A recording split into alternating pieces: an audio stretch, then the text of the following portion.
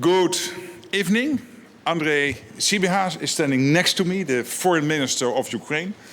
Andrii, a warm welcome again to this building, and we will have a dinner tonight with the foreign ministers of all the NATO allies.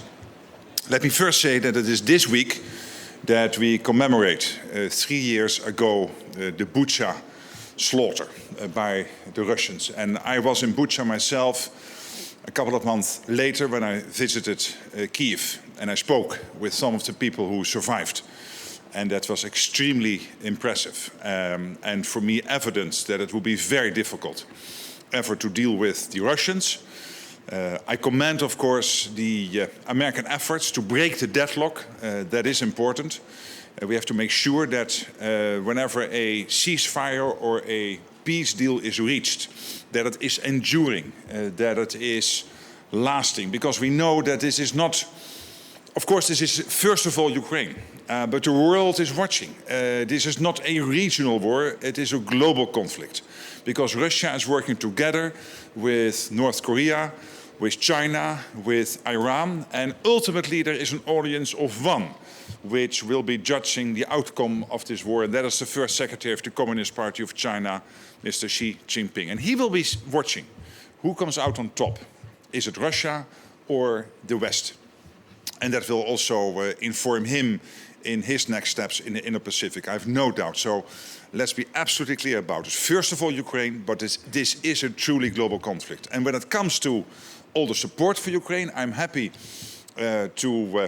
also here to remind us that in the first 3 months of this year, 20 billion euros, so that is close to $22 billion US dollars of support, has been committed by NATO allies to send to Ukraine. And that is in the first 3 months, where over last year it was a total amount of 50 billion. So here we have 20 billion in the first 3 months. So that is evidence that NATO allies are continuing the support. And the command in Wiesbaden and the logistical nodes in the eastern part of NATO are working closely together to make sure that all this gear, all this military aid is getting and shipped to Ukraine in a way that it maximizes the impact on your war effort. So we will continue to do that. We are with you every step of the way, as you know. And again, thank you for being here. Thank you for willing to update the foreign ministers on the situation in Ukraine. And please, Andrii, if you would share 1 or 2 thoughts with us, it would be great. Dear Mark, dear Secretary General, dear friends, for me it is really important to be here today. Thank you for inviting me. Tonight we have a very important meeting of the NATO-Ukraine Council, and I am deeply grateful to all our allies for their support. And thanks a lot for your valuable remarks. I especially thank you, Mark, for your personal commitment and leadership. I came to NATO headquarters to talk about peace, just, long-lasting, comprehensive peace. How to achieve it and how to sustain it. Ukraine has shown its readiness to achieve peace. We accepted the US proposal for a full interim 30-day ceasefire without any conditions. This proposal is still on the table.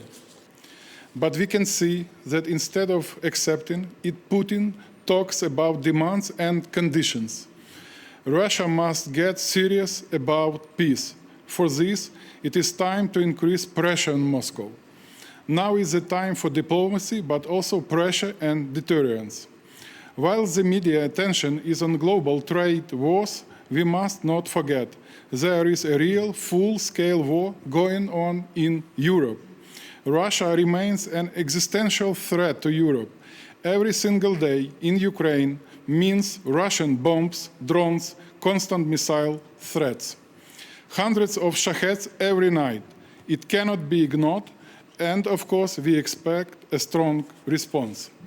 Today at the NATO-Ukraine Council, I will focus on self-sufficiency of Ukraine and Europe. Ukraine now spends 26% of its budget on defense. Our defense industry produces millions of drones per year, among other achievements. We are already almost 40% self-sufficient. And we can increase all of these numbers. Modern Ukraine is a guardian of peace and Euro-Atlantic security, not a country only seeking protection. 800,000 Ukrainian soldiers are defenders of Ukraine, but they are also defenders of Europe. They must be well armed. Peace must be well armed.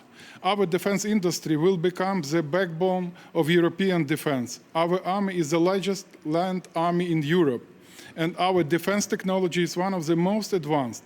NATO and Europe must look eastwards and see a strong and committed ally, Ukraine. The question today is not whether Russia wants to attack the rest of Europe. Look at how much resources it puts in its military machine. The question is only, will we be prepared or not? Will we stop Russia in Ukraine and deter in further aggression? Our answer is yes, but only if pressure on Moscow is increased and Ukraine is strengthened. Today I will discuss with allies how to put pressure on Russia to engage in real dialogue. I will also discuss our urgent defense needs and security guarantees for Ukraine, as well as a credible deterrence package. For us, strong and long-lasting guarantees are directly linked to the ongoing peace process and efforts, because without them, Russia will attack again. We remember what Russian occupation brings. 3 years ago, on this day, Ukraine liberated the village of Yagidne. We saw unspeakable atrocities there. We don't want to see this and other villages and communities occupied again. This is a historic and defining moment for the future of Ukraine and Europe.